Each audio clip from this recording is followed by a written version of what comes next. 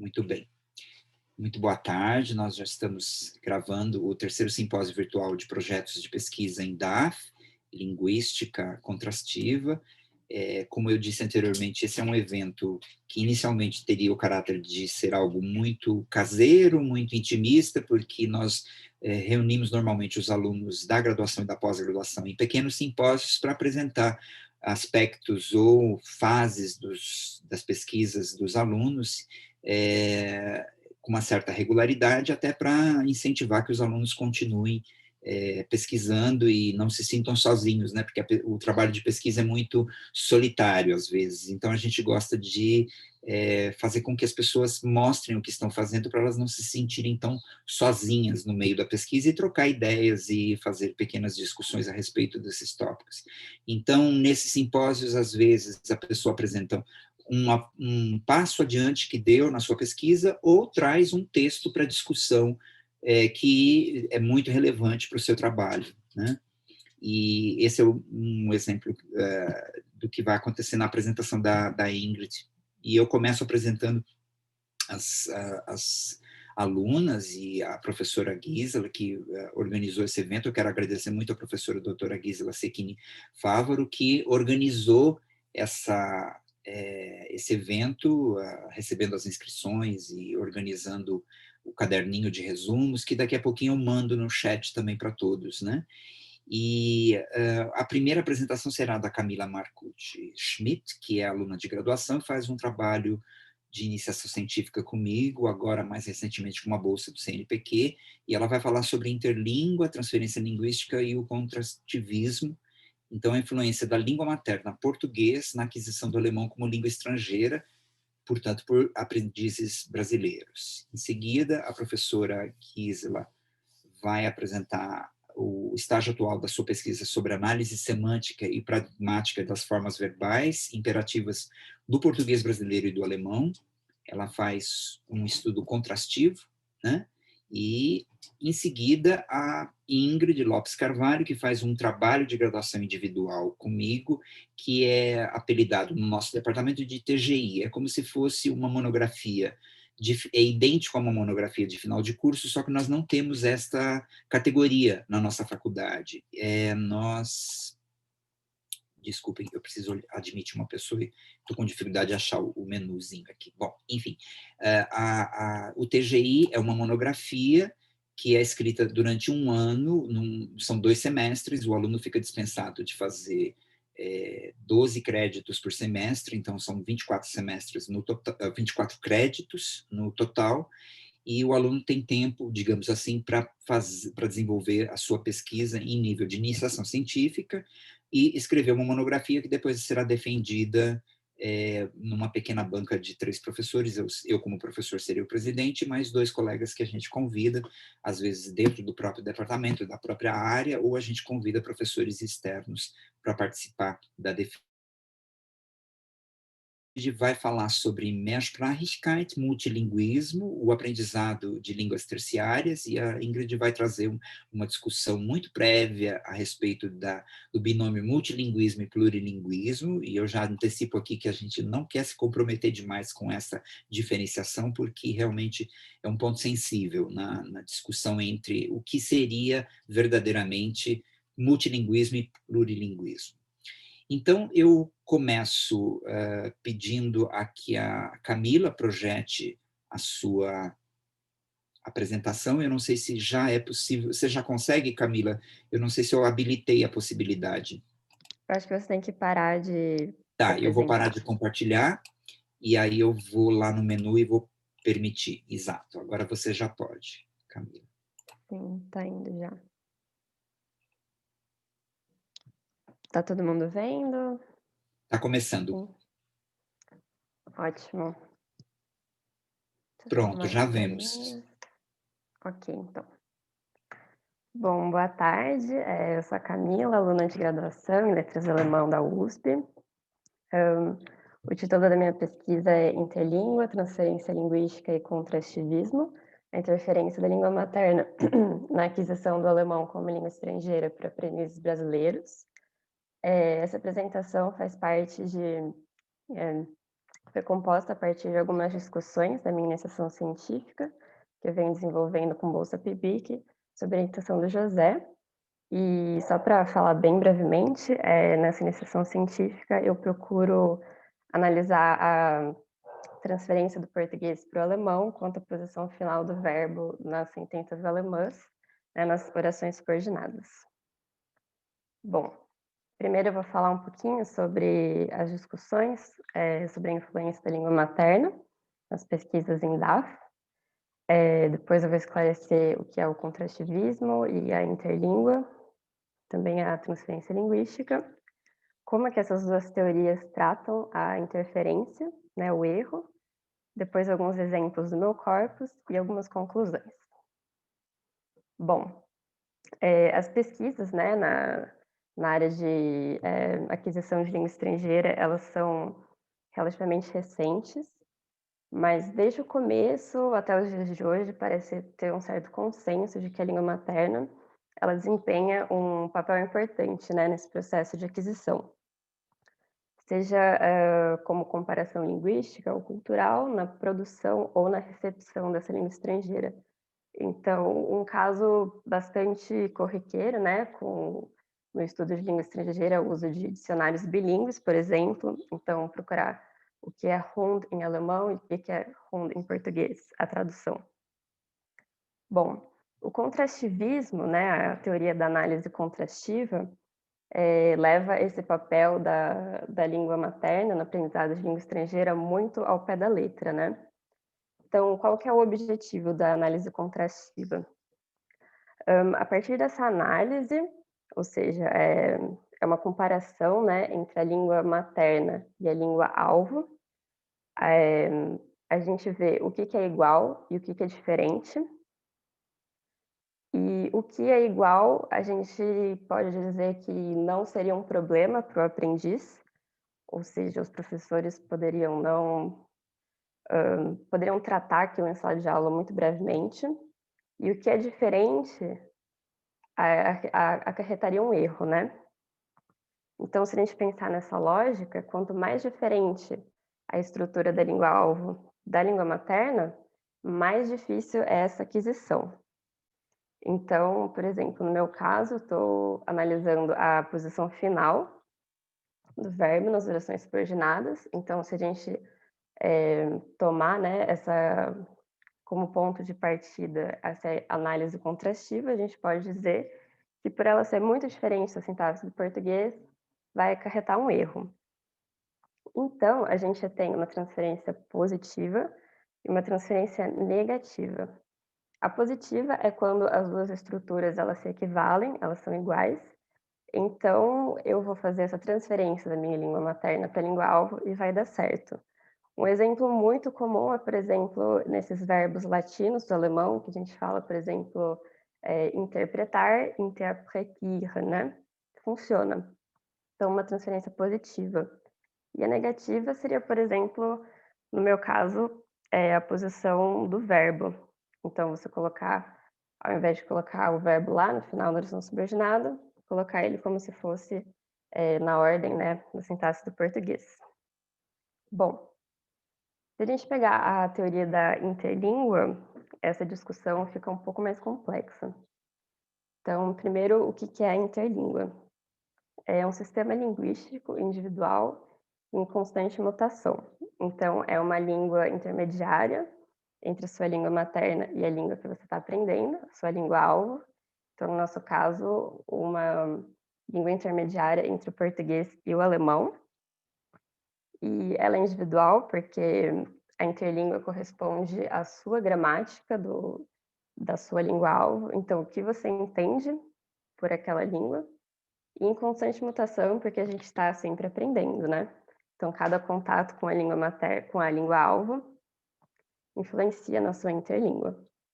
E, bom, o Zelinker, que desenvolveu essa teoria, né, no final do século XX, ele coloca que a interlíngua, enfim, ela obviamente possui elementos da língua-alvo, né, que a gente está aprendendo, mas também elementos da língua materna, justamente por ser esse sistema intermediário, mas também de outras línguas estrangeiras que o aprendiz enfim, pode estar aprendendo ou já aprendeu, e também das new forms, que seriam elementos que não dizem respeito a nenhuma língua específica. Então, por exemplo, eu, falante de português, já sei falar inglês e espanhol, e aí eu vou aprender o alemão. E aí, numa interlíngua, podem ter elementos tanto do português, quanto do inglês, quanto do espanhol. Também outros elementos que não dizem respeito a nenhuma dessas línguas. O Zellinger, ele elenca 5 processos centrais da interlíngua, então 5 processos bastante comuns, e a transferência linguística é um desses processos, que é justamente a transferência da língua materna para a língua-alvo. Então, bom, se a gente pensar então no ponto de vista da interferência, né, do erro, a gente tem 2 visões completamente diferentes. Do ponto de vista contrastivista, a gente tem que a língua materna seria a essência de toda a interferência, por causa de uma transferência negativa. Então, língua materna muito diferente da língua-alvo, vou transferir a minha língua materna para a língua-alvo, e eu vou causar uma transferência negativa. Se a gente pensar nessa própria expressão, né, transferência negativa, a gente pode perceber então que a interferência ela é vista como algo ruim, né, bem pejorativamente, porque o contrativismo ele está ligado à teoria behaviorista, né, também, do início do século XX. Então, a interferência seria um bad habit, então um hábito ruim que deve ser combatido. Já se a gente pensar do ponto de vista da interlíngua e da transferência linguística, a gente percebe que a língua materna, ela é só um fator, né, para a interferência. Já que eu posso ter a interferência de outras línguas ou, enfim, das new forms, então é bastante mais complexo, né. E a gente percebe também do ponto de vista da interferência, né, do erro, que eles são, na verdade, lógicos, já que a interlíngua seria justamente uma tentativa, né, de sistematizar essa língua que você ainda não domina e, portanto, é parte do processo. A interferência não é negativa. E do ponto de vista didático, não é algo que deve ser combatido, muito pelo contrário. A a interferência, ela é muito rica, né, como uma pista, né, do estágio de aquisição do aprendiz. Então, o que ele já domina, o que ele ainda não domina. Bom, eu trouxe aqui 2 exemplos, né, do meu corpus. Eu não pretendo entrar muito a fundo sobre os informantes hoje, mas, enfim, só para dar uma introduzida, o corpus faz parte de algumas o corpus consiste em algumas redações de aprendiz de alemão como língua estrangeira, em nível universitário. E então, primeiro eu vou ler a sentença em alemão e depois a sentença em português. Então, primeiro exemplo. Während der Sohn warf die letzten Stein, die Vater gesuchte mehr Stein, jedoch er dachte nicht. Então, enquanto o filho atirava as últimas pedras, o pai procurava mais pedras. Ele não pensava. Bom, eu grifei aqui o während, o sujeito, o verbo. E se a gente comparar, então, a sentença em português e em alemão, a gente percebe que tem uma equivalência. Então, por exemplo, essa primeira oração subordinada, a gente tem o wäre, né, que condiciona a oração subordinada, e a gente tem o verbo warf aqui, que deveria estar lá no final, depois de Stein. Então, se a gente comparar, então, während enquanto, o Sohn, filho, warf, atirava, as letzten, últimas, Stein, pedras. A gente percebe que é a mesma ordem. Então, se a gente pensasse puramente pela análise contrastiva, a gente poderia dizer que houve uma transferência negativa e que foi uma transferência da língua materna. Se a gente pegar também do ponto de vista da transferência linguística, né, da interlíngua, a gente poderia dizer que teve sim também uma transferência da língua materna para o alemão, Mas se a gente pegar o segundo exemplo, a gente percebe que a gente tem que analisar mais coisas. Então, por exemplo, jetzt möchte ich wissen, wie war deine Erfahrung in Brasilien und wie bist du dort angekommen? Agora eu gostaria de saber como foi sua experiência no Brasil e como você chegou lá. Bom, aqui a gente tem 2 orações subordinadas, e se a gente pegar a primeira, a gente tem o mesmo caso da segunda, né, do primeiro exemplo. Então, wie como, war foi, deine, sua, Erfahrung, experiência, und so weiter. Mas se a gente pegar a segunda oração subordinada, não cabe, porque logo depois de como, vem o sujeito, vem o você. E em alemão não, já vem o verbo. Então o que a gente tem que pensar? Que a língua materna, apesar de ser, enfim, uma grande base, né, quando a gente está aprendendo o alemão, ela não é a fonte de todos os erros. Nesse caso, seria muito improvável a gente dizer que teve uma transferência linguística, mas se a gente pensar na própria língua alemã, a gente poderia dizer que houve então uma transferência do alemão para o próprio alemão, porque esse wie pode ser visto como posição 2, né? Ou como uma pergunta. Então, wie war deine Erfahrung in Brasilien? Então, a gente tem que tomar cuidado nessa análise. Por isso que, ao decidir, né, trabalhar, analisar, né, a transferência linguística, a gente tem que não trabalhar só com o português, mas eventualmente com outras línguas estrangeiras, e pensar também na própria sintaxe do alemão. Então, o que a gente pode concluir com isso? É que uma análise contrastiva, né, ela não é o suficiente tanto para prever, né, o erro, quanto para entender qual foi o raciocínio do aprendiz ao produzir certa sentença, e também que a gente também não pode enxergar a interferência como algo negativo, e sim como parte do processo. E, além disso, a gente tem que levar em consideração toda a complexidade da interlíngua, que é muito complexa e que não é consciente, né. E, além disso, que nem eu adiantei um pouco, levar em consideração outras línguas estrangeiras, como, por exemplo, o inglês, que é muito frequente, né, nos estudos, e também da própria língua alemã. Então, são todos fatores, né, que a gente tem que levar em consideração ao analisar, as interferências. Tá a bibliografia, e muito obrigada. Tem o meu e-mail de contato e estou aberta a perguntas. Muito obrigado, Camila. Eu vejo que a Juliana já tem uma pergunta para você, que é: Uhum. se você acredita que deveriam incluir todos os estudos sobre a língua alemã nas escolas? Juliana, se você quiser ligar o seu microfone e fazer a sua pergunta oralmente e explicitá-la melhor, fique à vontade.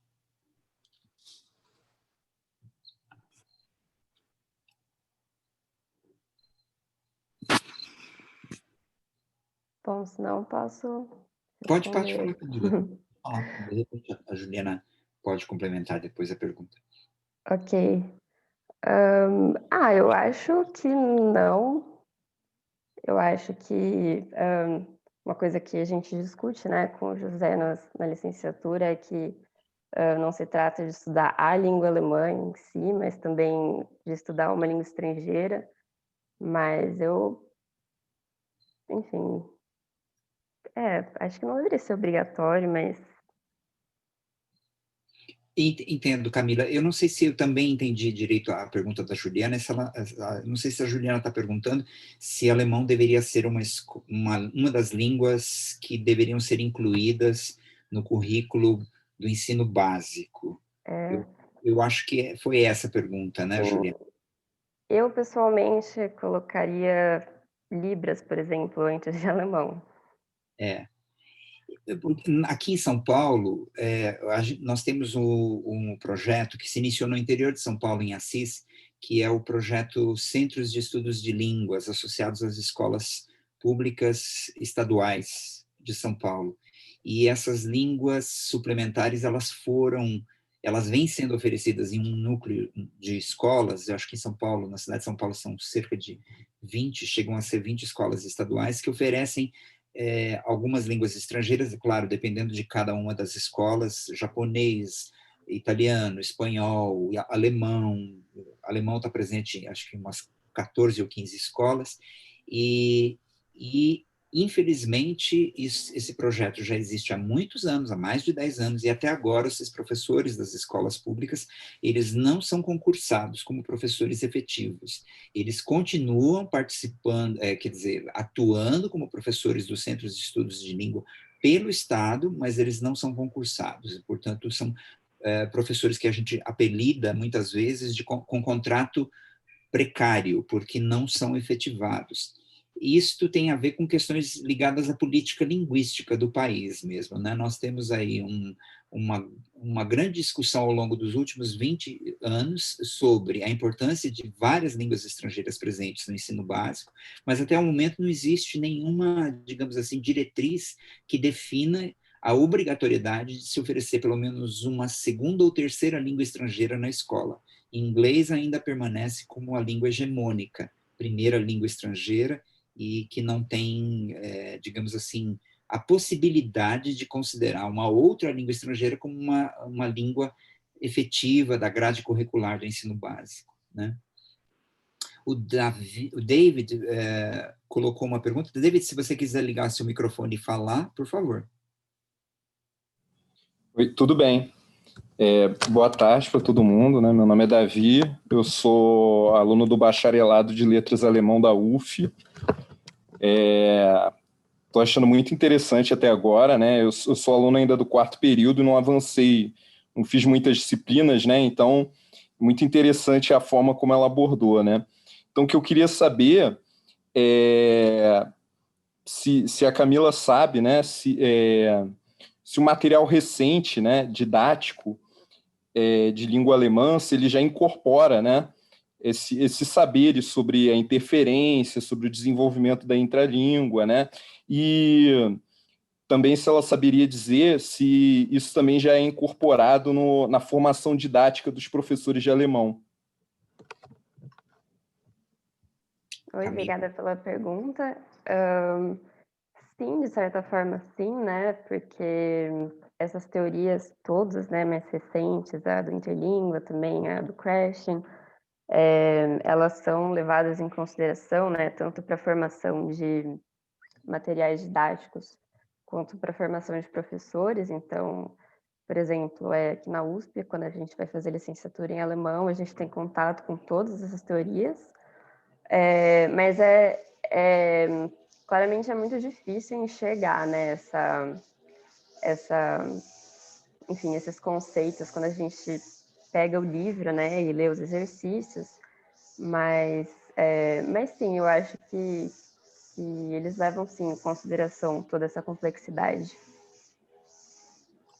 Eu poderia até complementar algo, eu estava procurando, vocês me viram que eu me desapareci um pouquinho da tela, porque eu não estou com todos os livros didáticos aqui em casa, mas um livro que eu sei que leva em consideração isso, e é num nível mais avançado, é o livro Ziel, da Ruba Verlag, que tem alguns exercícios específicos que tem formulações como estas, por exemplo, vergleichen Sie dieses Phänomen mit Ihrer Muttersprache. Wie ist das denn mit dem Pronomen es in Ihrer Muttersprache? Porque é sabido que o alemão é uma língua que tem um Platzhalter, que tem o es como um elemento que marca a posição do sujeito na superfície sintática, e que nem todas as línguas, principalmente as línguas românicas, não têm isso. Então, esta é uma forma de levar em consideração possíveis problemas de interlíngua, entre as línguas, né? E,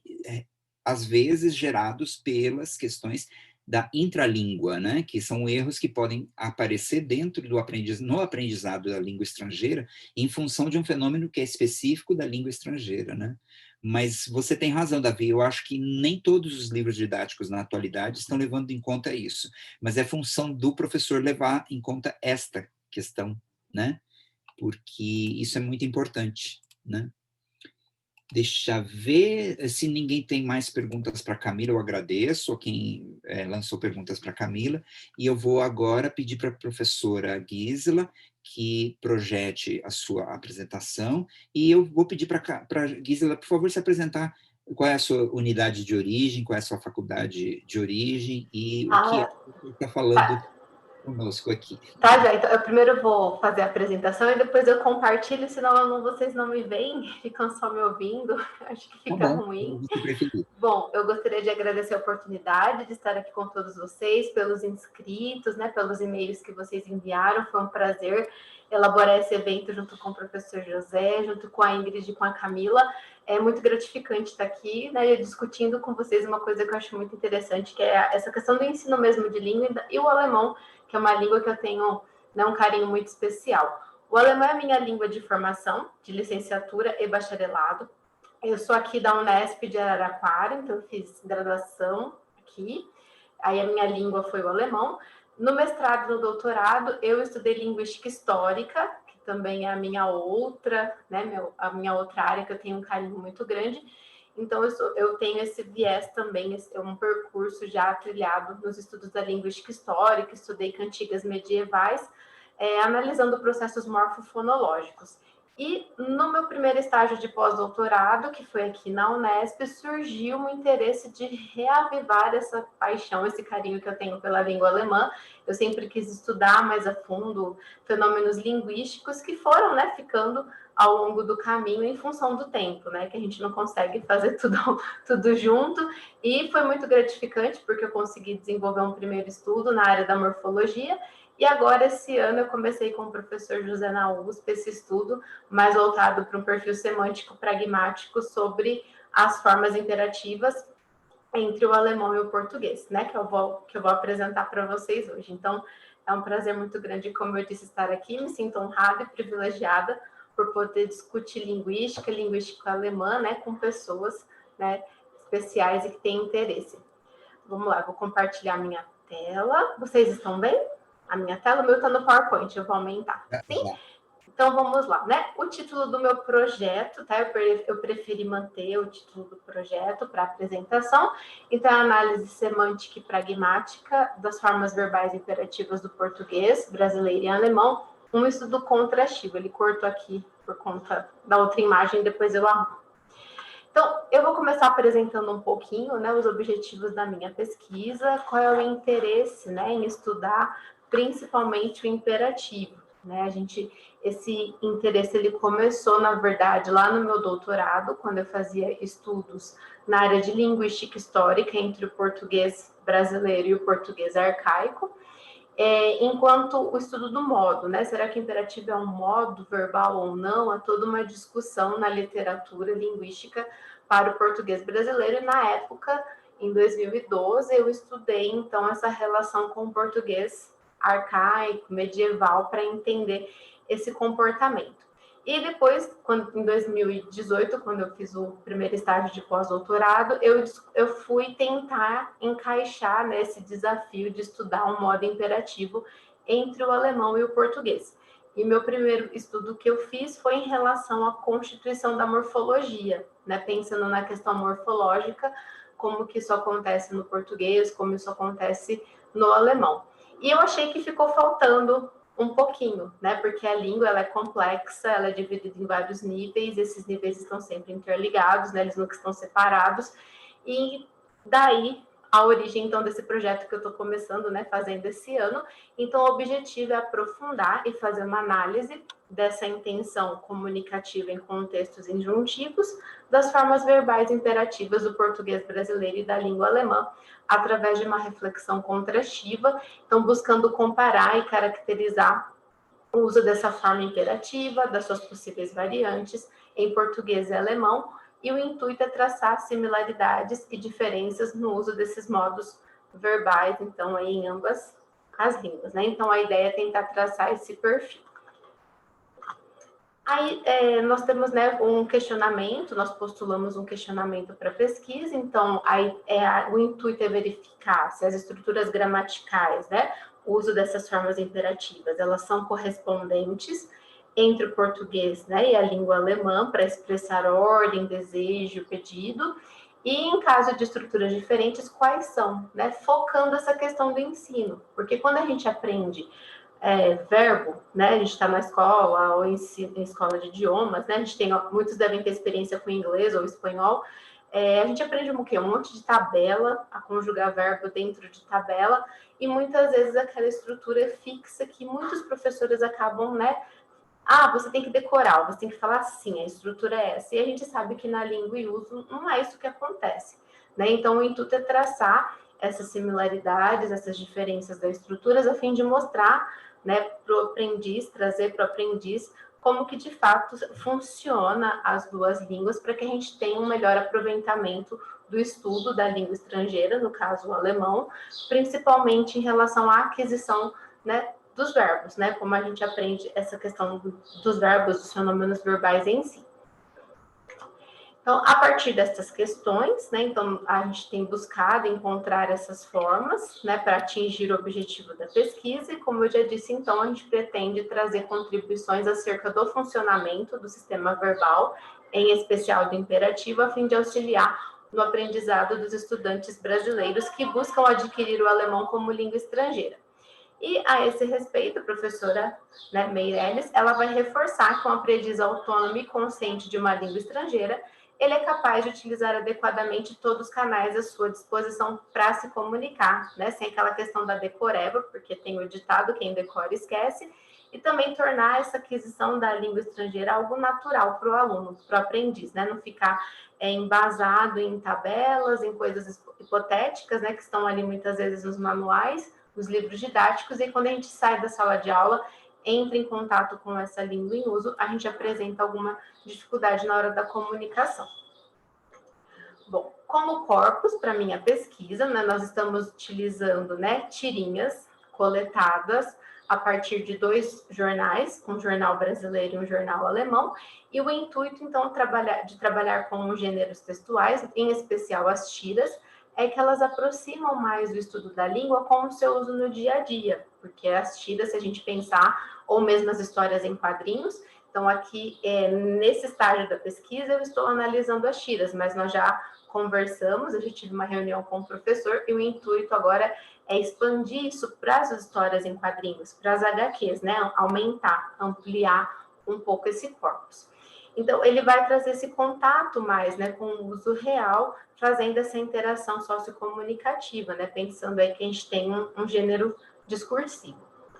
Então, aqui eu trouxe, né, 2 exemplos, né, eu tirei aqui, né, da minha coleta, e então as tirinhas, elas realizam-se por meio, né, do escrito, mas elas procuram reproduzir a fala, geralmente a linguagem informal, tentando buscar, então, a língua em seu uso autêntico. A gente tem outros, né, outros gêneros à nossa disposição, então a gente pode pensar nos textos teatrais, nas letras de músicas, nas novelas, né, a gente tem então, muitas novelas, muitas séries, né, assim, à nossa disposição.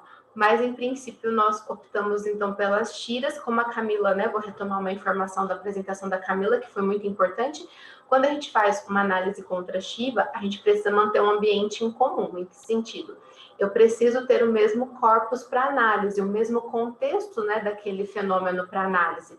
Então, eu não poderia coletar o imperativo numa tirinha no português e analisar o imperativo, por exemplo, num texto narrativo ou num poema em alemão.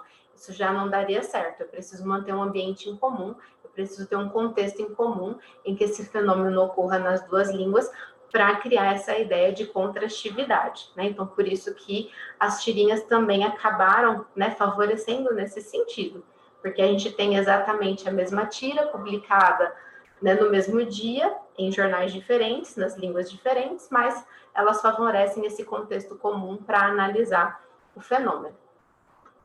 Então, a gente, como eu disse, né, então a gente sempre ressalta a importância, né, de que existem outros gêneros textuais que proporcionam um registro de fala próximo da linguagem popular, mas as tiras e as HQs também, elas são um campo promissor de pesquisa. Então, para quem gosta, né, é algo promissor, é algo que tem aparecido bastante em função dos níveis de fala, né, pois os diálogos ali, eles vão buscar ser o mais real possível.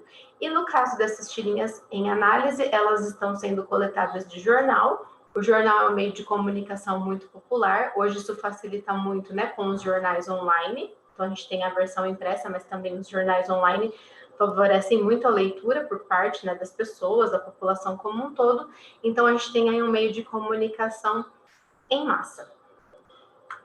Então, aqui estão os dois jornais, né, para os dados, né, para as tirinhas do português, eu uso o jornal Estadão, para o jornal em alemão, o Süddeutsche Zeitung, eles publicam essas tirinhas, né, todos os dias, menos de sábado e domingo, né, aos finais de semana a gente tem uma diferença, as tirinhas são diferentes, né, de um jornal para o outro, mas de segunda a sexta são as mesmas tirinhas, né, então eu entro todos os dias no site, faço essa conferência, coleto aquilo que me interessa, né, aquilo que tem uso dessa questão da injunção, do imperativo, as que não tem, a gente descarta. Então, esse é um dos fatores para a possível ampliação do corpus para a HQ como um todo, porque vocês vão observar que eu encontrei um contexto ainda pequeno de tiras. Eu tenho buscado essas tiras desde o final do ano passado, que foi quando eu tive o meu primeiro contato com o professor José. Então, assim, nem sempre a tira publicada favorece o fenômeno que eu preciso analisar. Então, em função desse número ainda um pouco reduzido, nós achamos interessante ampliar esse fenômeno para uma HQ, né, para uma história maior, né, que tem um contexto maior também. Para trabalhar, né, então aqui é uma parte nova que eu comecei, né, a mexer na minha pesquisa há pouco tempo. Eu vou trazer um pouquinho para vocês as noções de modalidade, porque na análise dos dados eu analiso os níveis, né, de fala. Então, a noção de modalidade ela vai ser muito importante para o meu trabalho, né? Então, eu vou me basear nessa apresentação nos trabalhos do Palmer. Ele fez estudos de modalidade para o inglês e eles vão ser interessantes também para fazer essa transposição para o alemão e para o português. Então, o que é a modalidade, né? A modalidade ela vai ser defendida pelo autor como uma gramaticalização das atitudes e opiniões, né, do falante. O modo, a gente está pensando, quando eu falo em modo verbal, eu penso na morfossintaxe, né? Então, por exemplo, eu tenho lá um verbo, quando eu olho para a análise daquele verbo, identifica o modo verbal, imperativo, subjuntivo, indicativo, isso está ligado à parte morfossintática. A modalidade, ela já vai um pouquinho além, né? Nós vamos pensar, então, nessa questão da atitude, da opinião, né? Da intenção de comunicação do falante. E o Palmer, ele se baseia nos estudos de Jespersen, em 1924, e ele vai distinguir a modalidade em duas categorias, a epistêmica e a deôntica, e as suas subcategorias, que eu não vou entrar em detalhe, porque é bastante coisa, né? Hoje não daria tempo. Então, a modalidade deôntica, que é a que me interessa, está relacionada à conduta, ou seja, a atitude do falante em relação aos valores de dever, e a epistêmica à verdade, a crença ao conhecimento. Então, por que a modalidade é interessante para o meu trabalho? Porque eu vou analisar os meus dados a partir, né, de uma perspectiva semântica e pragmática e ver o comportamento disso no português e do alemão, como que se dá essa questão do imperativo a partir, né, desses dois viés. Ainda de acordo com o autor, a modalidade, de uma maneira abrangente, ela acontece por meio dos verbos lexicais relacionados à expectativa e ao desejo, né? Então, em inglês, I hope John will come, e o imperativo, né? Come here. Porém, o autor declara que ela não está somente ligada ao verbo, mas a toda a sentença. Então, quando a gente fizer essa análise mais aprofundada dos dados, a gente vai ter que olhar para todos os níveis da sentença, né? E aí, no caso do inglês, que é o que ele estuda, a modalidade é marcada, entre outros termos, da oração, envolvendo os verbos modais, né? Os advérbios e assim por diante. Então, eu vou me basear nesse momento das minhas análises a partir desse conceito de modalidade, para iniciar depois os estudos contrastivos entre os dados que eu tenho. A metodologia. Eu coletei os dados, então, eu coleto, né, nos dois jornais, separo a tirinha do jornal alemão, a tirinha do jornal que está em português, elas são idênticas, né, já dá para a gente observar pela imagem, né, pelo próprio contexto, então eu faço esse trabalho todos os dias, né, quando eu encontro, eu já separo. Aí, da análise dos meus dados, eu coletei 29 tiras até o momento, como eu disse para vocês, isso é muito pouco, que favorece o uso do imperativo até o momento, né, as que eu tenho. Dessas, só 19, elas servem para as minhas análises, as outras 10 o contexto me dava a entender que era um contexto de injunção, mas aí quando eu fazia uma análise com calma, mais apurada, passava um filtro ali para entender realmente se era uma injunção ou não, não era. Então eu tinha que descartar. E aí esses dados eles foram divididos, né, em expressões de modalidade deôntica, que é essa relacionada à intenção do falante, né, no momento da comunicação. Então eu dividi os meus dados no eixo obrigatório, no domínio do dever. E aí, por exemplo, você tem que fazer tal coisa. Isso eu achei uma tirinha. O eixo da ordem, que é o próprio imperativo, então você dar uma ordem a alguém. Eu achei 10 tirinhas, foi a mais produtiva até agora. E o eixo da volição dos pedidos, 8 tirinhas, né? Então eu fiz essa separação dos dados. E aqui é um modelo da minha análise, né? No estágio em que elas estão, eu estou fazendo agora a análise dessas tabelas, né? Então eu coloco a data da coleta, as 2 tirinhas. Então, aqui, a sentença em alemão, a sentença em português, a intenção do falante, se é de ordem, se é de pedido, né? Qual é a intenção dele ali. O nível semântico discursivo, né? Então, se a modalidade, ela é de qual eixo? É do eixo obrigatório, é do eixo da ordem, é do eixo da volição, né? Então, esta daqui, a intenção do falante está relacionada à ordem, né? Ele está dando uma ordem, mas isso é realizado no eixo semântico-discursivo a partir da modalidade, né, em que nós temos a estrutura do domínio do dever. Você deve fazer quê? Você tem que fazer quê? Né? Aí no alemão, né, no nível morfossintático, isso é realizado linguisticamente pelo verbo modal, mais o verbo principal. E no português nós temos a conjunção do verbo ter, né, a construção tem que. Né? E aí no nível pragmático, nos 2 casos, a gente tem o nível, né, a questão do ato de fala diretivo, que é o associado à ordem. Então, os meus próximos passos serão, então, destrinchar essas informações que estão aqui entre o nível semântico-discursivo e morfossintático, né? No nível semântico-discursivo, por enquanto, a gente tem ainda o equilíbrio entre as 2 línguas, né? Eles são bem semelhantes. As mudanças, elas vão ser estruturais lá no nível morfossintático, pelo menos é o que eu tenho observado até agora. Aqui é um outro exemplo, né? Aqui nós temos, então, uma intencionalidade do falante de ordem. A modalidade já é do eixo da ordem, né? Não é do eixo da obrigação. E no nível morfossintático, nós temos o uso do verbo vergessen, conjugado na segunda pessoa, mais o pronome es, que é o pronome que o professor José comentou, a estrutura que ele comentou agora há pouco, né? De marcar a posição do sujeito, enquanto que no português o verbo esquece na segunda pessoa. Então, aqui nós temos uma relação direta no contexto dessa tira, né, da estrutura. Só para vocês terem uma ideia de em que momento as minhas análises estão. E aqui um exemplo, né, da intencionalidade do falante a nível do pedido. No nível semântico-discursivo, a gente tem o eixo volativo, a estrutura no nível morfossintático, né, verbo sein na segunda pessoa, verbo kommen na segunda pessoa. No português, a gente tem o uso da terceira pessoa. A gente não tem a relação direta da estrutura no nível morfossintático, como também já esperado, entre as línguas, né? A gente sabe que tem essa diferença estrutural entre alemão e português. Então, agora o próximo passo vai ser começar a destrinchar essas diferenças, né, entre esses eixos, entre esses níveis, né, tanto no semântico discursivo quanto no morfossintático. Então, analisar os dados, né, através da análise contrastiva vai ser relevante, é relevante para a realização deste projeto, porque comparando as estruturas semânticas e pragmáticas, a gente vai poder contribuir, então, um pouquinho mais para esse estudo reflexivo do uso do sistema verbal. Então, tentar entender em que momento, em que nível, né, da falha isso ocorre, qual é a intenção desse falante, qual é a melhor maneira para ele se expressar no dia a dia. Aqui estão minhas referências, aqui tem meu e-mail. Muito obrigada pela participação e pela atenção de vocês. Obrigado, Gisela. Vamos lá controlar no chat, ver se temos alguma perguntinha, mas acho que já temos uma pergunta da Elitânia.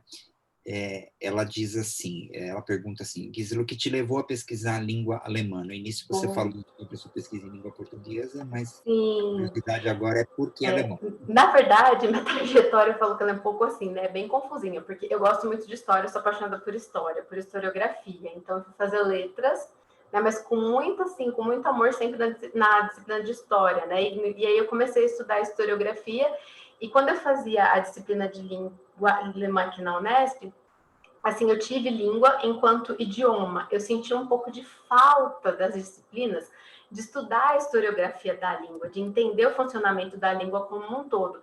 Então, assim, eu comecei a ter curiosidade, né, em aprofundar esses conhecimentos, a entender, né, o porquê da estrutura ser tão, né, diferente em relação a outras línguas. Então, foi mesmo uma questão, assim, de gostar de história, de historiografia, e já estar estudando a língua alemã na universidade, né, surgiu essa curiosidade, né, de continuar esse estudo, né, de mudar um pouquinho o foco, né, de encarar um pouco esse... Eu falo que é um desafio, para mim tem sido um desafio, porque eu estou aprendendo muita coisa que eu não tive acesso na minha graduação, que eu estou estudando agora, então tem sido muito bom para ampliar mesmo meus conhecimentos como um todo, né, estudando, acho que a estrutura linguística, né, do alemão enquanto língua mesmo, não como a questão do idioma só. Eu acho que a gente aprende muita coisa interessante que a gente leva para outras áreas do conhecimento, né? Então, esse é meu interesse. Eu sou apaixonada, gente, pela Alemanha mesmo, é uma questão de se identificar com a língua, com a cultura, né? Então, é uma paixão também, né? Não é só uma questão de curiosidade linguística,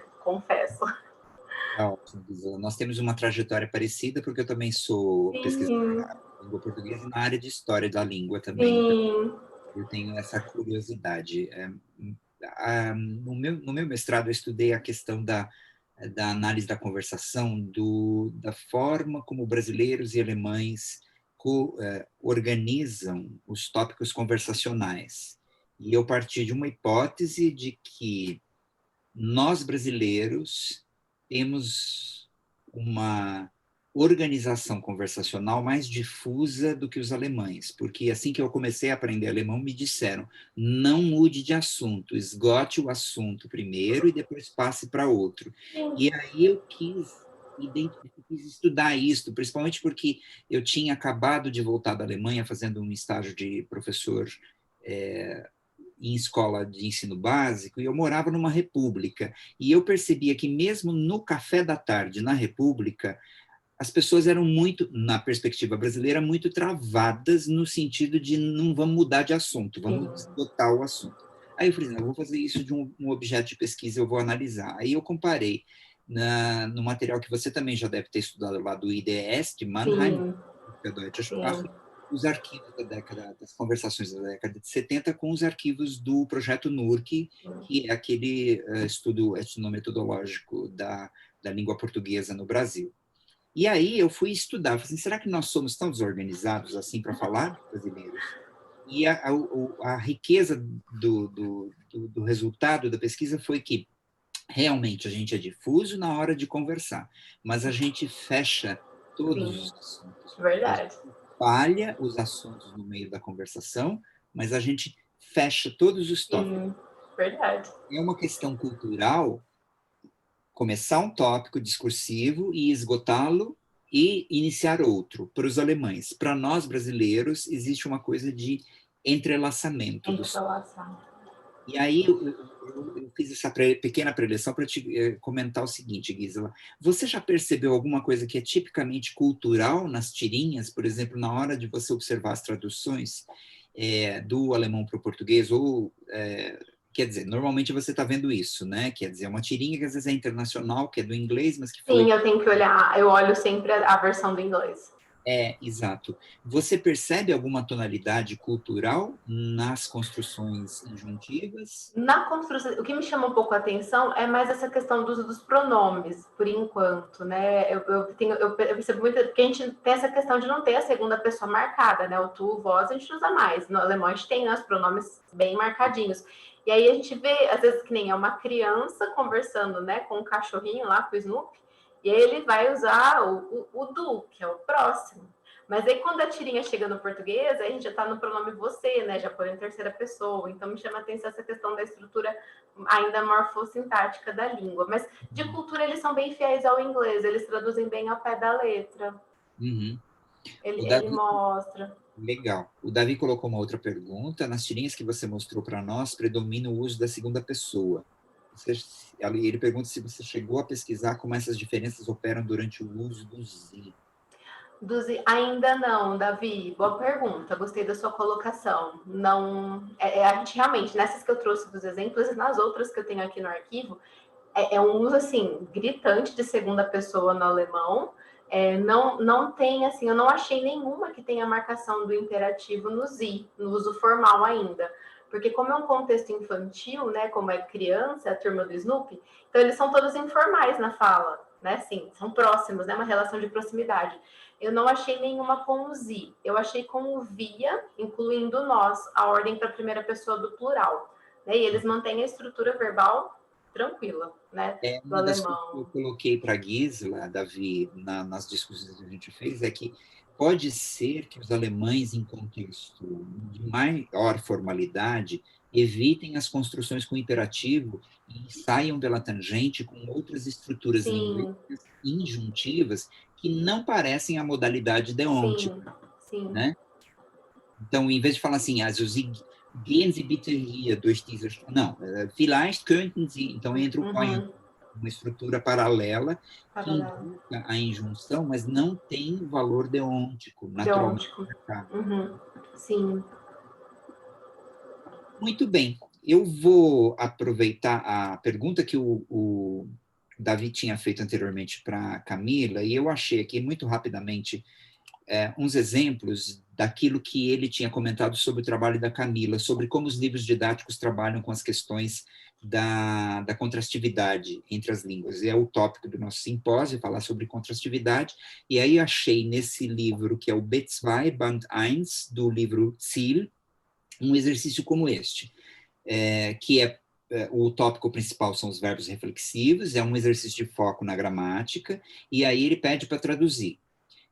O pedido para traduzir não é simplesmente para ter o acervo vocabular dessas formas reflexivas, é para ativar a reflexão sobre a reflexividade nas duas línguas, no alemão e na língua materna. Mais adiante, no livro de exercícios, aparece esse exercício aqui, olha. Übersetzen Sie die 4 Sätze in Ihrer Muttersprache und achten Sie auf die Bedeutung der markierten Verben mit sich.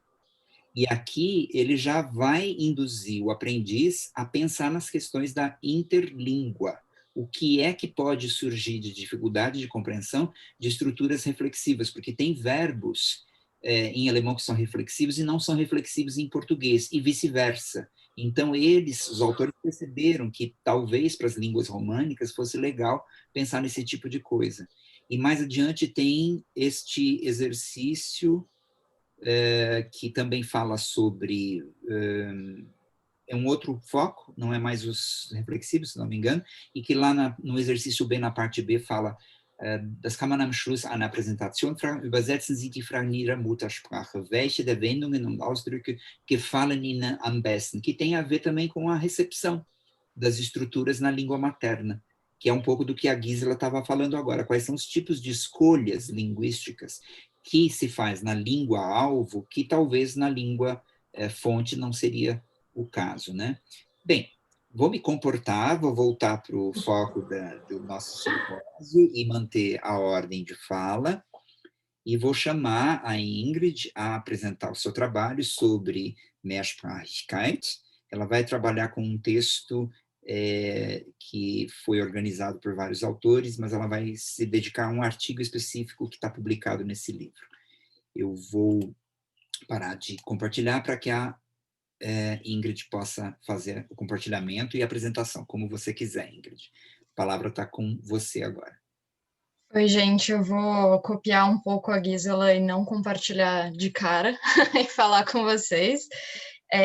Então, meu nome é Ingrid, eu estou no 4º ano da Letras e atualmente 3º ano da habilitação de alemão, né, que não começa ao mesmo tempo, os pianos vão entender isso.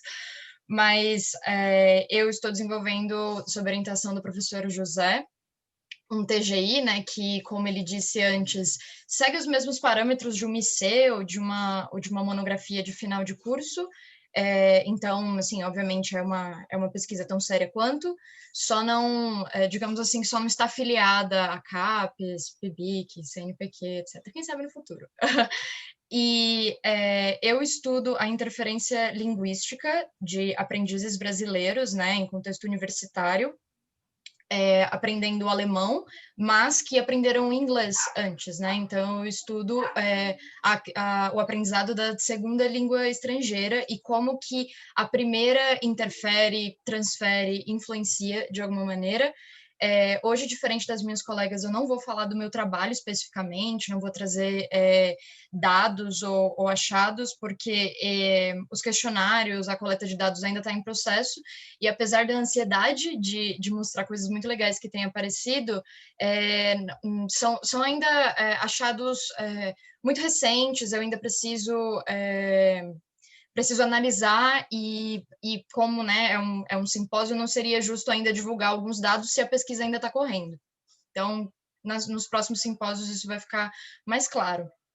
Hoje eu vou apresentar um texto do Gerhard Neuner, que se chama O Conceito de Plurilinguismo e Didática de Línguas Terciárias. Esse texto está dentro de uma obra que se chama O Projeto Plurilingue, Aprendizado de Línguas Terciárias, que é de 2003, foi produzido com a ajuda do Instituto Goethe, e tem como autores a Britta Hufeisen e o Gerhard Neuner, que são pessoas extremamente importantes para a área da linguística, do aprendizado de língua estrangeira e, mais especificamente ainda, do aprendizado de alemão como língua estrangeira.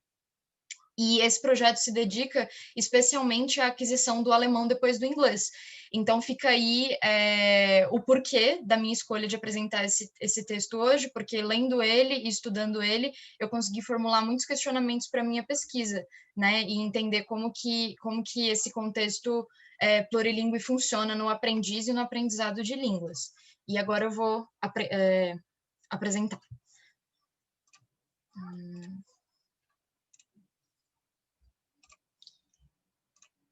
Assim que vocês estiverem vendo a minha tela... Já está aparecendo, Ingrid. Ótimo. Mehrsprachigkeit, né, é a palavra-chave para esse texto. E primeiro eu queria retomar, né, o que o José tinha falado antes do meu trabalho, de que existem, né, diferentes tipos de interpretação, tanto da tradução de Mehrsprachigkeit, quanto da conceituação mesmo de plurilinguismo e multilinguismo. Eu vou trazer aqui um texto que, inclusive, foi o José que me mandou, que é da Leonarda Jacinto, em que ela fala de plurilinguismo, multilinguismo e bilinguismo no contexto de Moçambique. E ela traz um pedacinho do texto dela que eu vou ler rapidinho, assim: de acordo com o quadro europeu, o conceito de plurilinguismo está ligado ao ensino de línguas estrangeiras, e esse conceito se difere do multilinguismo, na medida em que este se refere basicamente à oferta de diferentes línguas estrangeiras para a aprendizagem e ao processo de motivação dos alunos para a aprendizagem de diferentes línguas, enquanto que o plurilinguismo não se refere apenas ao domínio de diversas línguas, mas também à estreita relação entre língua e cultura. E esse trecho que está aqui na tela é ao qual ela se refere. Então, bem rapidamente, de maneira objetiva, a gente pode conversar sobre isso depois, mas se é possível de se diferenciar o multilinguismo e o plurilinguismo hoje, é de que o plurilinguismo está mais ligado ao contexto escolar, a um contexto multicultural, em que diversas línguas são utilizadas para o aprendizado das mesmas e para a habilidade desse indivíduo, desse aprendiz, de lidar com esse contexto de diferentes culturas e diferentes línguas. Já o multilinguismo, ele é um conceito mais amplo, de que se pode pensar nisso como a oferta das línguas. Você está num contexto que, por exemplo, um bairro em que tem imigrantes de outros lugares, imigrantes japoneses, por exemplo, como é o bairro da Liberdade aqui em São Paulo, que muitas pessoas falam japonês como herança de familiar, etc. Ou então no sul do Brasil, onde a gente ainda tem o alemão bastante prevalecente, e essas línguas coexistem. Então, hoje, eu vou adotar o plurilinguismo como a terminologia para utilizar meu trabalho, porque eu estou falando justamente do contexto escolar, e foi assim também que foi adequado no texto do Neuner. Então, não vou me apegar tanto a discussão dessa terminologia, porque, como o José disse, hoje não cabe. gente deixa para estudar mais isso depois. Aqui eu trouxe só uma pequeníssima coletânea dos meus estudos sobre o multilinguismo e o plurilinguismo, de como pessoas e pesquisadores relevantes estão nomeando, né, essa terminologia. Então, por exemplo, a Murphy tratou como multilinguismo, Gazin e Zelenker também trouxeram isso como multilinguismo no texto de Second Language Acquisition, e a Ulrich Jesner também trouxe como multilinguismo. Importante dizer que todos esses textos originalmente estavam em inglês, então também tem essa questão, né, da tradução e de como a gente adapta isso tanto no alemão quanto no português, mas tem uma questão muito interessante do texto da Jesner, porque ela fala mesmo que o plurilinguismo está sendo adotado como um termo mais aglutinador também. Então, hoje vai ser adotado o plurilinguismo por mim. Como que a gente conceitua, né, esse indivíduo plurilingüe, né? Então, a gente tem que pensar em como que um aprendiz ele vai ser capaz de lidar com diversas línguas no contexto escolar e multicultural e fazer com que esses conhecimentos na cabeça dele, tanto culturais quanto de língua, sejam correlatos e interajam entre si, para que o aprendizado desse estudante e para que a ação dele comunicativa nos espaços que ele se encontra seja melhorada, seja uma experiência com horizontes mais abrangentes, digamos assim.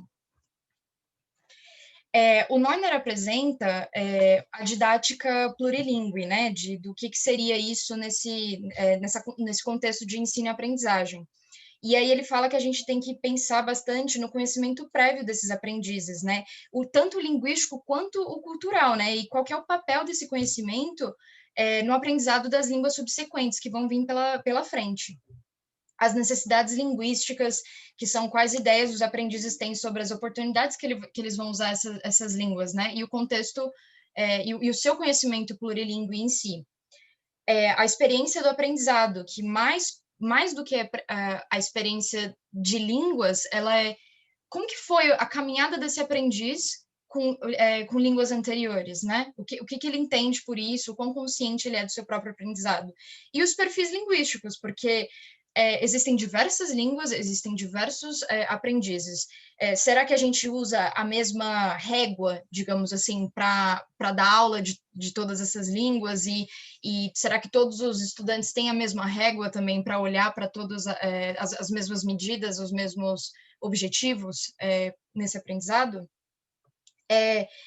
É importante dizer também que eu achei incrível, assim, porque o Neuner colocou uma fala do Mário Vandruska, que é mais um grandíssimo pesquisador nessa área da linguística e da psicologia, etc. E ele fala de um plurilinguismo inato dos seres humanos, porque se a gente parar para pensar, você consegue mudar o seu registro, você muda... sei lá, você consegue mudar para diversas situações a sua própria língua mãe. Então, isso não se aplica somente a diversas línguas, inglês, alemão, espanhol. São coisas que esse plurilinguismo também está inserido na sua língua mãe, por exemplo. O Koenigs, em 2000, conceituou os tipos de plurilinguismo. E ele fala do plurilinguismo em sala de aula, né, que a gente está pensando nesse contexto, de um estudante, por exemplo, que tem um plurilinguismo retrospectivo, que seria aquele que tem muito conhecimento já na primeira língua estrangeira, fora a sua língua mãe, e ele consegue usar isso a seu favor, né, para poder interagir melhor na sala de aula, para lapidar conhecimentos que talvez não estejam tão avançados na cabeça dele, mas ele já tem algum conhecimento ali que vai ser usado. Existe o aprendiz retrospectivo e o prospectivo, que é aquele que conhece mais de uma língua e está inserido na sala de aula, mas essa língua que está sendo ensinada não é nenhuma das que ele já sabe. Então, o plurilinguismo dele vai se referir para outros aspectos, talvez para uma consciência linguística, talvez para uma contrastividade, mas não é exatamente o objeto do estudo dele naquele momento. E o aluno com o plurilinguismo prospectivo, que é aquele que está vindo pela primeira vez a estudar uma língua estrangeira. Mas ele também é plurilingüe, porque além das questões da língua materna dele, ele também está aprendendo a cada dia novas questões dessa língua que está sendo pela primeira vez inserida. Então, ele também é plurilingüe. Algum tempo depois, novas definições de plurilinguismo foram aparecendo, porque à medida que a linguística foi avançando, se superou alguns estigmas. E o primeiro deles é de que o aprendiz ele não vai começar a aprender do zero para cada língua que ele estuda, né? Então, como eu já tinha falado, mesmo o aprendiz considerado monolíngue, que está aprendendo uma segunda língua pela primeira vez, ele não começa do zero. Ele já tem outros conhecimentos que vão poder ajudar ele nesse processo de aprendizagem. E vai continuar sendo expandido a cada nova língua que ele aprenda. E também a questão da fluência, porque um indivíduo ele não é considerado plurilingüe somente se ele já é, por exemplo, B2 em cada língua que ele estuda, né? Então, o indivíduo plurilingüe pode sim ter diferentes níveis de competência no seu processo de aprendizagem e nas diversas línguas que ele esteja aprendendo.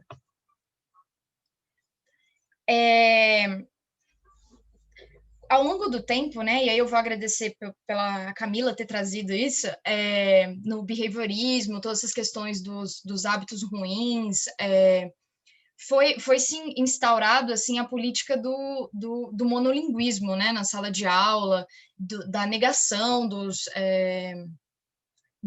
da colaboração da sua língua mãe, da conversa, etc. e tal.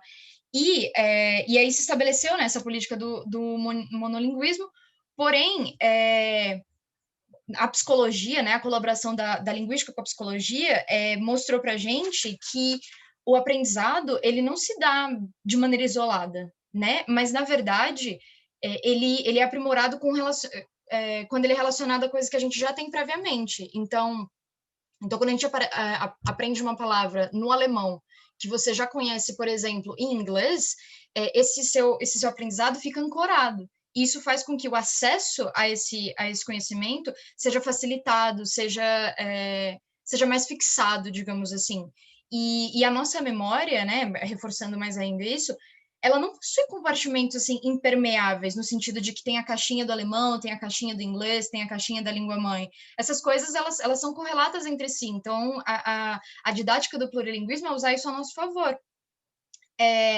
Então, inclusive, eu fiz um curso uma vez numa plataforma que o professor dava era um curso sobre o cérebro bilíngue, e ele dava um exemplo que eu achei muito, muito bom, que ele falava que hoje em dia se pensa mais na existência de diversas línguas na cabeça de um aprendiz, quase como se fosse uma questão climática, de que tem as nuvens, e aí uma tempestade, porque são coisas que vão acontecendo de maneira correlata, não é como se fosse 50% alemão, 50% inglês, 30%, sabe, alguma coisa do tipo. E eu acho que essa referência traz bastante do que se tem achado de plurilinguismo hoje em dia.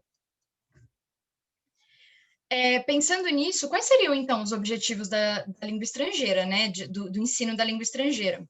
O Neuner apresenta que seria importante a estruturação dos elementos básicos, ao invés da sobrecarga, porque ele até fala, né, sobre o contexto europeu, né, do alemão após inglês, e etc., que ele fala que o que se tem hoje em dia é de que um aluno vai ter, por exemplo, inglês na vida escolar praticamente inteira. Aquilo torna aquele aluno fluente?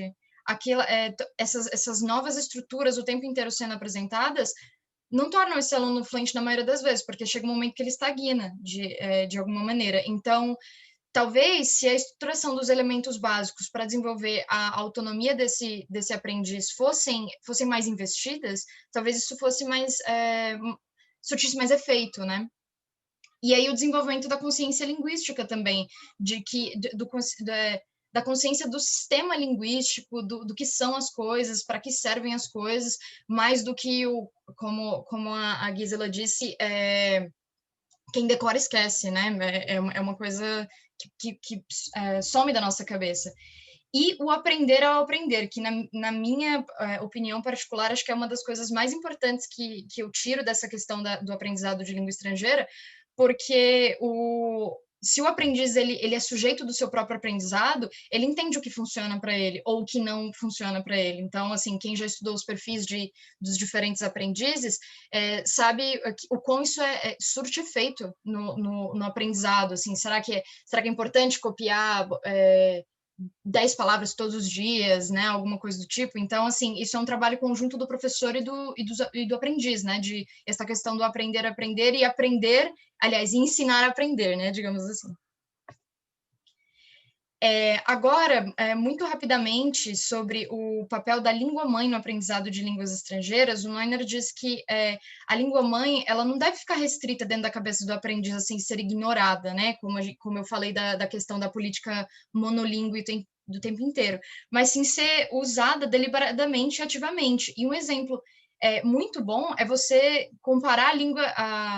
você usar aspectos da língua-mãe que fazem sentido para o aprendiz, porque ele está inserido naquele contexto, com o da língua estrangeira. Então, por exemplo, em português, a gente pode comparar diferentes dialetos no português e diferentes registros no português para incentivar o aluno olha, isso faz sentido em alemão, não faz?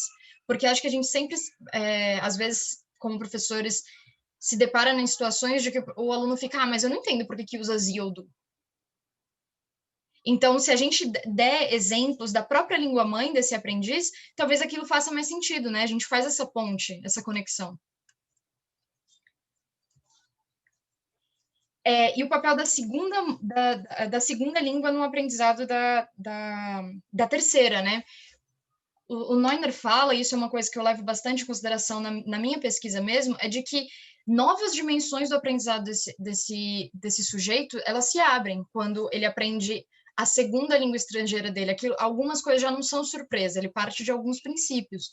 E a experiência, né, desse aprendiz e a consciência linguística, elas são expandidas, né? Então, para mais do que aprender mais uma língua, você está abrindo o seu mundo para outras culturas, etc., que eu comentei no começo. E a contrastividade linguística, né? Se a gente tem línguas que são parecidas, línguas que são tipologicamente parecidas, talvez isso ajude os aprendizes. Ou saber que essas línguas não são parecidas também ajude, porque aí você evita interferências, né, negativas. E a consciência do processo de aprendizado individual, né, que eu já falei, do aprender ao aprender, e o aprendizado intercultural, né, de conhecer, para além de línguas, conhecer novas culturas. Quando a gente fala do contexto da didática do plurilinguismo do professor e do aluno, é importante enfatizar que o foco disso é a transferência positiva, né? E entender, que é o que a Camila falou, né? Então, assim, resgatando algumas coisas, né? Quais aspectos dessas línguas podem ser linkados? Né? E aí o Meissner vai chamar de pontes de transferência. Então, por exemplo, uma coisa que, como aprendiz de alemão, eu sempre vejo é que toda vez que vai ser ensinado os verbos modais em alemão, se resgata isso do inglês. Alguém vai falar isso, pode ser o professor, pode ser algum aluno, então isso é uma ponte de transferência, né? E aí, como é que o professor vai tornar essa ponte de transferência reconhecível? Como que ele vai tornar um aluno atento, essa percepção das pontes de transferência, né? E aqui, gente, fui eu que fiz isso, então por isso que não tá tão bonito. Mas aqui só mostrando que a transferência ela pode ocorrer em diversos sentidos, tanto da língua materna para as línguas que vêm em seguida, quanto das línguas que vêm em seguida para a língua materna, né? Essa comparação, essa contrastividade, interferências podem acontecer também, mas tudo isso para suscitar a consciência linguística desse aprendiz. E aí, a gente, chegando aqui um pouco à conclusão, os princípios da didática das línguas terciárias, né, indo aqui puxando mais para o que faria sentido, né, para esse aprendiz e para os professores, assim, a ênfase nesse aprendizado cognitivo de comparar, discutir, falar abertamente sobre o processo de aprendizado. Inclusive, o Neuner pontua que isso pode ser feito na língua-mãe. se são os primeiros estágios do aprendiz, né? Acho que existe muito hoje em dia tudo evitar de falar de gramática, evitar alguns assuntos que são muito complexos, e talvez isso fosse bom, na verdade, né? Esse treinar a mente do aprendiz. E aqui eu evitei de traduzir, mas eu trouxe o understanding e o verstehen, porque quando o professor entende, né, esse contexto plurilinguístico e quer fazer parte dele, quer que os aprendizes estejam inseridos nisso, como a gente pode, por exemplo, oferecer textos com pontos de transferências perceptíveis. Então para, como eu tinha falado antes, ajudar esse aluno a entender o que pode ser ali transferível, o que você entende por isso, ou algo do tipo. E um conteúdo direcionado, né? Porque a gente tem que pensar nos fins específicos do aprendizado daqueles indivíduos, daqueles grupos, talvez trazer assuntos que sejam relevantes, preparar uma pessoa para um intercâmbio, alguma coisa do tipo, né? Que são questões mais pragmáticas que se resolvem um pouco mais objetivamente, né? Do que information overload, assim, né? E as orientações para leitura e compreensão textual, né? E aqui eu vou trazer um exemplo do que a Gisela estava falando, né? Se a gente pega uma tirinha em inglês, depois ela passa para português, depois ela passa para o alemão, olha só que material rico, que a gente pode correlacionar isso tudo, enfatizar os anglicismos, os internacionalismos, explicar determinados fenômenos, né? Como o fenômeno que a Gisela está estudando. E, por fim, um dos mais importantes, né, dos princípios da didática do plurilinguismo das línguas terciárias é a economia no processo de aprendizado.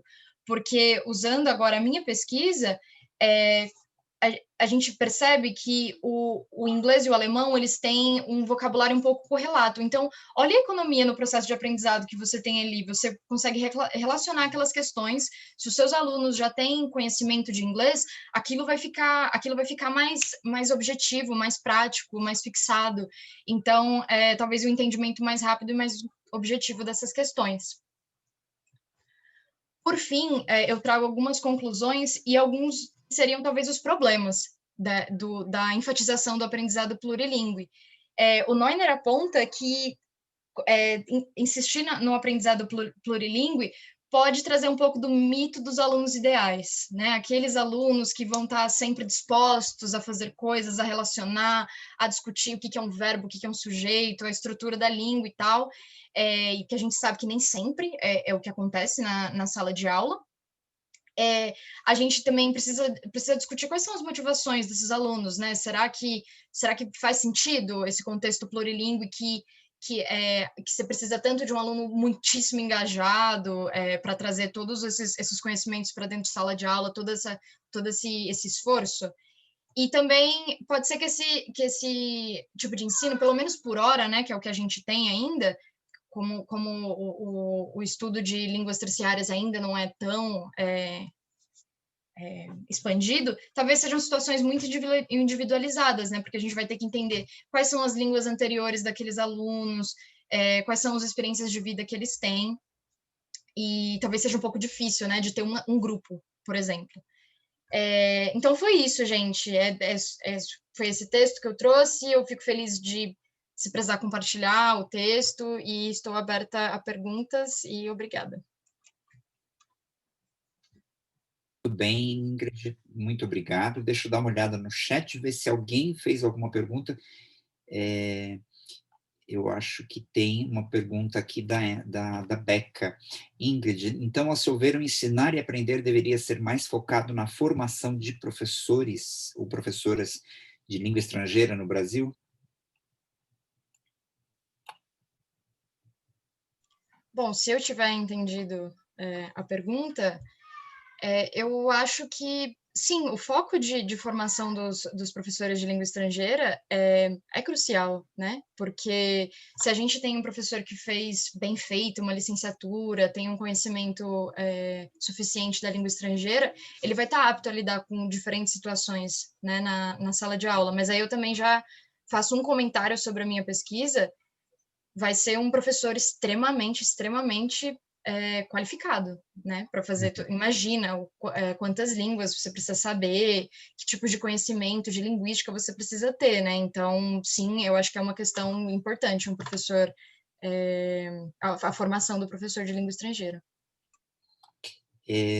A Camila, sua colega, faz uma pergunta também. Você vê um limite nessa comparação entre sua língua materna e as outras línguas estrangeiras?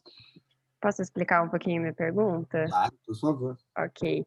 É que assim, eu concordo plenamente que quanto mais línguas você aprender, assim, mais ajuda, né, na próxima língua estrangeira. E, enfim, a gente precisa, né, de alguma coisa para comparar, senão a gente não vai para lugar nenhum.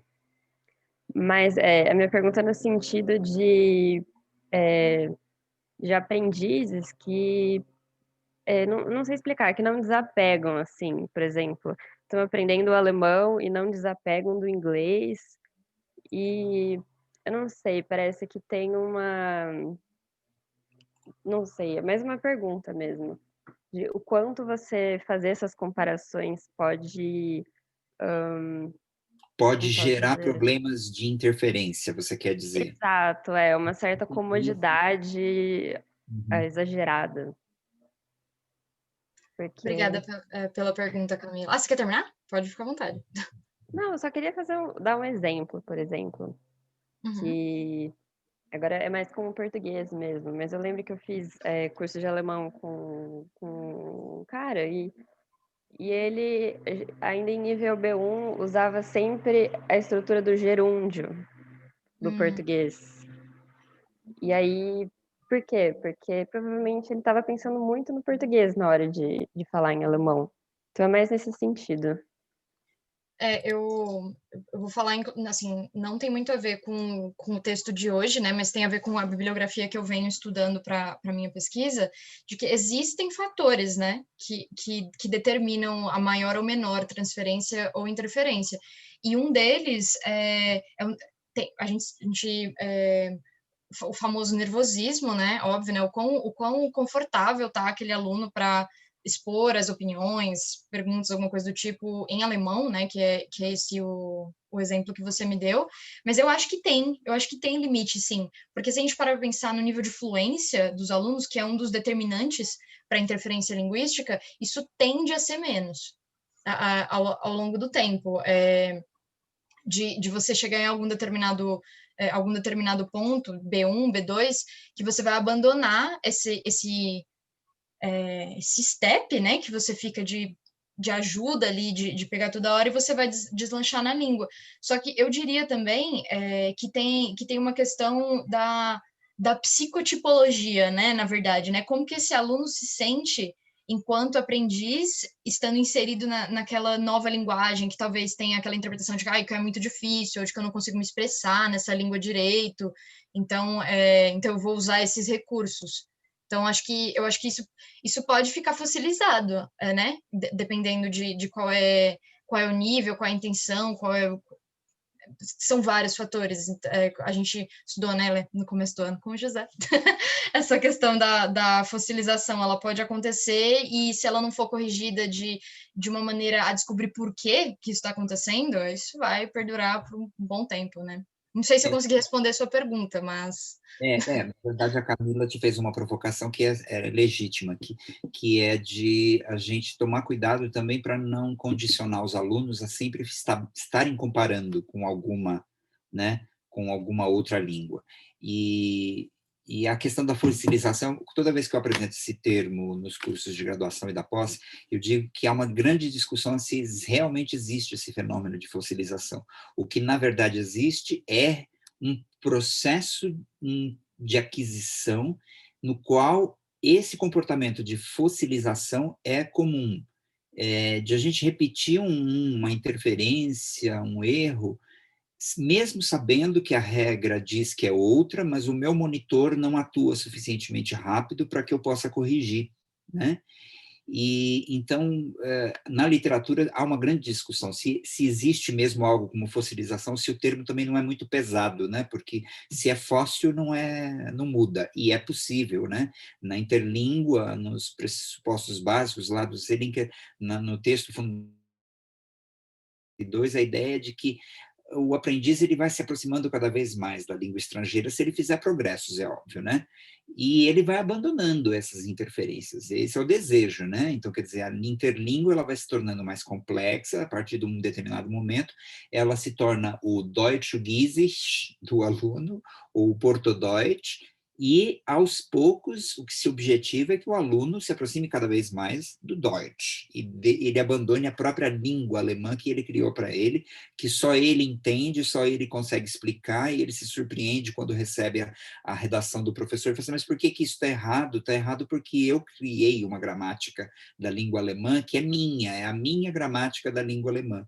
E quando o aprendiz percebe que ele precisa fazer algumas concessões do ponto de vista da estruturação da língua que ele está aprendendo, que não é só a língua dele, é óbvio que a individualidade tem que ser respeitada, a autonomia dele, mas ele precisa entender que um código linguístico acordado por uma comunidade linguística, para que ele possa se comunicar bem naquela comunidade da língua-alvo, ele precisa aprender o código de acordo com como aquelas pessoas o utilizam, né?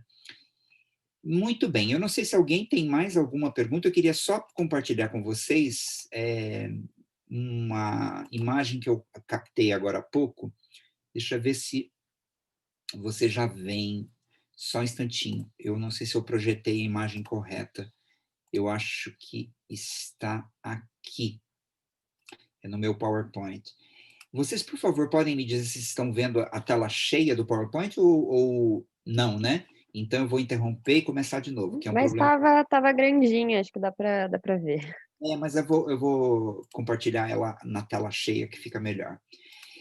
Um exemplo da dificuldade que a Ingrid já apresentou os livros didáticos normalmente começam bem com essa questão